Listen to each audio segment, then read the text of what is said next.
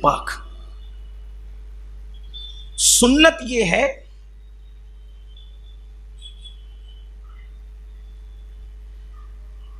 کہ سر کے سارے بالوں کو برابر کاٹا جائے یا سر کے بالوں کو چھوڑ دیا جائے.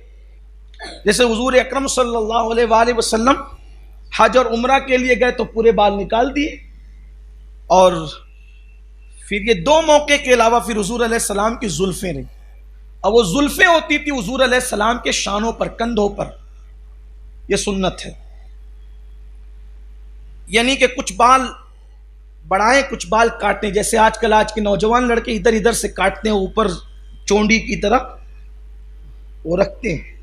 یہ بھی قیامت کی نشانیوں میں سے ایک نشانی. تو بال برابر کاٹیں یا برابر چھوڑ دیں، دونوں سنت ہے.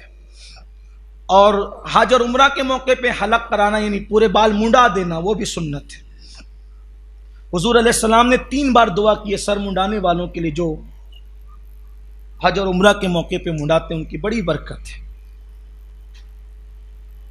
تو اس پر گفتگو چلی کہ یہ جو سر کے بال بڑھاتے ہیں، زلفیں ڈالتے ہیں، چونکہ حضرت بندہ نواز گیسو دراز کی زلفیں، بعض سیرت نگاروں نے لکھا ہے کہ زانوں تک تھی. زانوں کا مطلب کہاں تک؟ جس کو ہم اپنی زبان میں مانڈی کہتے ہیں، مانڈی کہتے ہیں نا،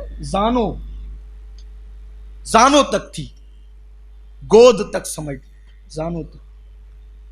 اور وہ بڑی کیسے تھی، یہ بھی ایک عجیب واقعہ ہے.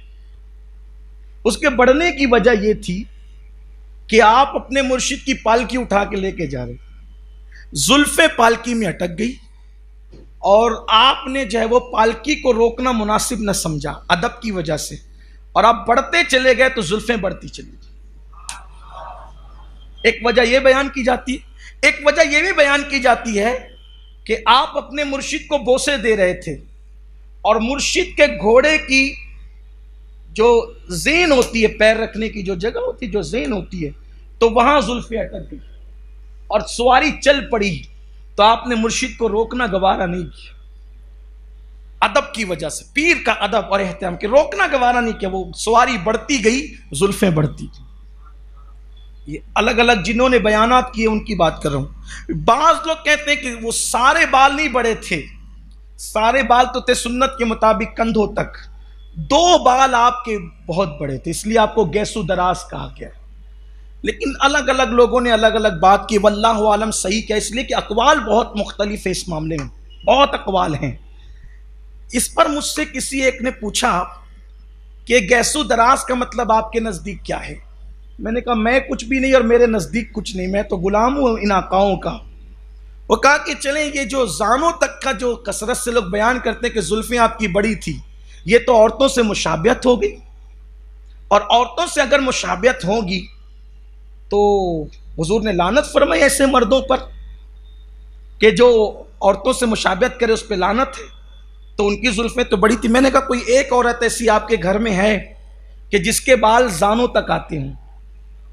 مجھے بتائیں نا، کوئی عورت ہے ایسی جس کے بال زانوں تک آتے ہوں؟ تو کہا نہیں ایسی تم نہ میرے گھر میں نہ میں نے کبھی دیکھا ہے.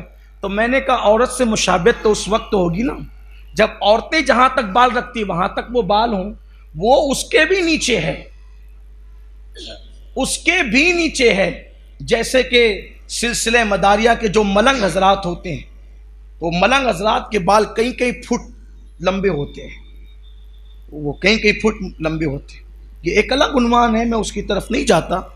لیکن بہرحال یہ عورتوں سے اس لیے مشابہت نہیں ہے کیونکہ عورتوں کے بال عام حالات میں اتنے بڑے نہیں ہوتے، اور اس سے بھی بڑے تھے، تو وہاں مشابہت کا شائبہ ہی ختم ہو گیا. ایک تو بات یہ ہوئی.